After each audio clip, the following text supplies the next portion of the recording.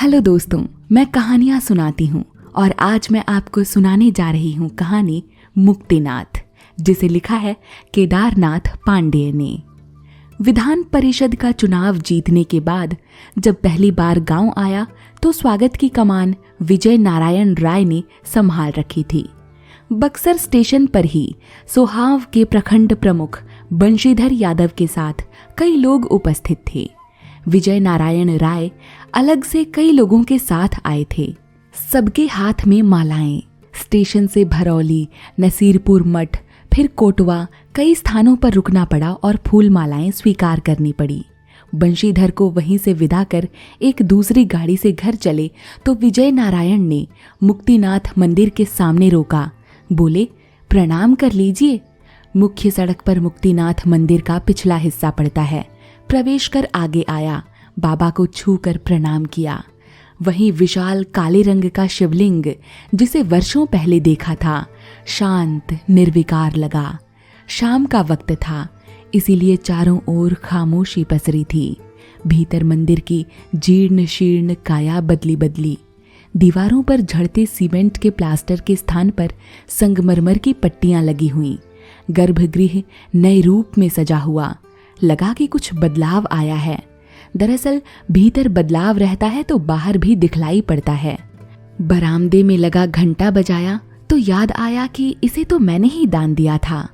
उस समय रमाशंकर मेरे पास आए थे और बोले थे कि मंदिर का घंटा फूट गया है, आपके बाबा ने लगवाया था, इसीलिए सब लोग चाहते हैं कि घंटा आप ही लगवा दें। मैंने घंटे का मूल्य दे दिया था। बाद में पता चला कि घंटा लग गया और उस पर मेरे खानदान का नाम भी दर्ज हो गया। नाम की कितनी ख्वाहिश होती है मनुष्य में। जब से होश संभाला है, मुक्तिनाथ के इस मंदिर को इसी रूप में देख रहा हूँ। आज गांव की नई पौध ने इसके कलेवर को बदल दिया है। भीतर बाहर चारों ओर संगमरमर की पट्टियां लग गई हैं। भीतर बरामदे में दीवार की पट्टियों पर तो काफी श्लोक भी दर्ज हैं। दान देने वालों की सूचियां भी यत्र तत्र लगी हैं। गर्भगृह भी काफी अच्छा बन गया है, गांव की प्रतिष्ठा के अनुरूप। लोग कहते हैं बाबा बड़े जगता हैं, मन में जो इच्छा लेकर जाइए पूरी कर देते हैं। यह तो याद नहीं है कि मेरी मनोकामनाएं कितनी पूरी हुई, लेकिन यह याद है कि जब जब फाइनल परीक्षाएं देता था, बाबा के पास जाकर मनौती करता था। आज भी मेरी बाल्य स्मृतियों में मंदिर की मिठाई और प्रसाद गहरे रूप में अपनी जगह बनाए हुए हैं। तब मैं 8-10 वर्ष का रहा होऊंगा। ठीक से तो याद नहीं है कि किस कक्षा का छात्र था। संभवतः मिडिल स्कूल में पढ़ता था। उस समय मलमास का महीना हमारे लिए वरदान बनकर आता था। लगभग 1 महीने तक हम बाबा के साथ गंगा स्नान करने जाते और मंदिर में बैठकर बेलपत्र पर राम राम लिखकर मुक्तिनाथ पर चढ़ाते। कभी कभी राम रामेति रामेति मंत्र भी लिखते। लेकिन मंदिर में बाबा के साथ बेलपत्र लिखने का दुष्कर कार्य कोई भक्तिवश नहीं होता। यह उस लोभ के वशीभूत होता जो मिठाई, मेवा, पकवान, मोहन भोग के रूप में प्रतिदिन बरसा करता। मंदिर से जाते तो बाबा की अंगोछी में ये सारी चीजें बंधी होती और घर जाते ही बच्चे बेसब्री से दौड़ पड़ते। मंदिर में उपस्थिति का लाभ यह होता कि बाबा के साथ मेरा भी हिस्सा अलग से लग जाता। हम साल भर बाबा से पूछते रहते कि मलमास कब आएगा। तब नहीं पता था कि इसका कारण पृथ्वी की गति है। मलमास का अर्थ सिर्फ मिठाइयाँ होती थीं और ये मिठाइयाँ उन लोगों के श्रद्धा का प्रतीक थीं जो मलमास में दान पुण्य करने के उद्देश्य से ब्राह्मणों को बांटते थे।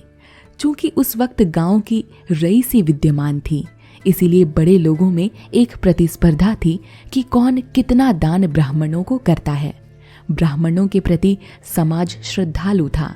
शायद वे कभी अपने पेशे, अध व्यवसाय और संस्कार के प्रति सावधान और समर्पित थे। तब राजनीति ने समाज को इतना विषाक्त नहीं बनाया था।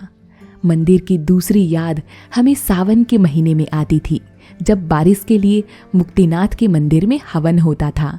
जब बारिश रूठ जाती थी तो यह हवन पूजन तत्परता पूर्वक सावन में होता, अन्यथा विलंब से। इसके लिए शिव पूजा की मौखिक सूचना प्रसारित होती। सभी अपने घर से हवन की सामग्री लाते और हवनोपरांत ब्राह्मणों के घरों के एक एक व्यक्ति बबुआनों के यहाँ भोजन करते, पूड़ी सब्जी दही मिठाई आदि। फिर एक बार यही पूजा कश्यप ब्राह्मणों के यहाँ होती और हम लोग दोबारा पूड़ी पुआ का आनंद लेते। उस समय शिवजी की पूजा कब होगी, हम इस समाचार की प्रतीक्षा करते रहते।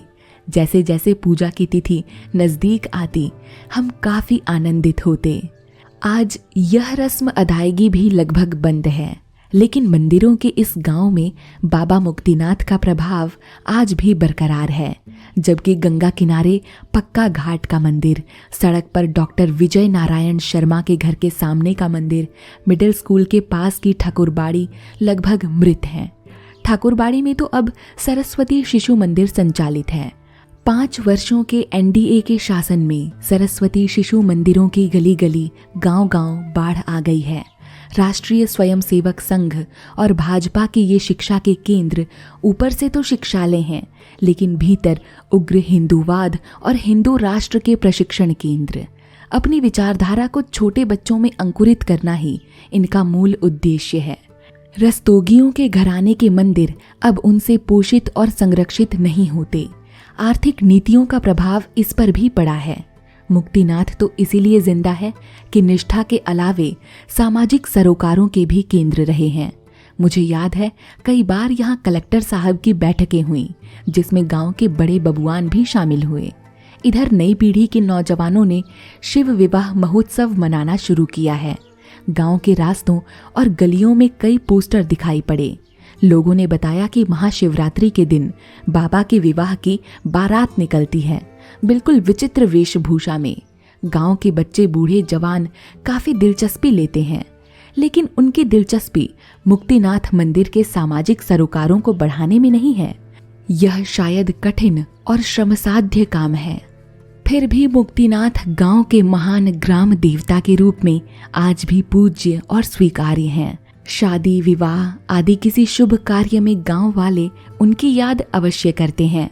मौनी स्वामी जी ने अपने इंटर कॉलेज का नाम आश्रम के शिव श्री सिद्धेश्वर नाथ के नाम पर रखा, तो हम लोगों ने जन सहयोग से स्थापित अपने बालिका इंटर कॉलेज का नाम श्री मुक्तिनाथ के नाम पर।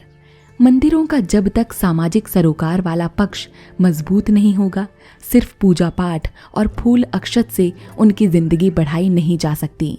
बिहार के हनुमान मंदिर, तिरुपति के बालाजी आज सिर्फ मंदिर नहीं हैं, जन कल्याणकारी योजनाओं के लिए आर्थिक बजट मुहैया कराते हैं। मंदिर के चढ़ावे से बड़ी बड़ी परियोजनाएं चलती हैं। नई पौध ने जैसे इसके भौतिक स्वरूप को बदला है, आर्थिक और सामाजिक सरोकार के पक्ष को भी उसे देखना चाहिए।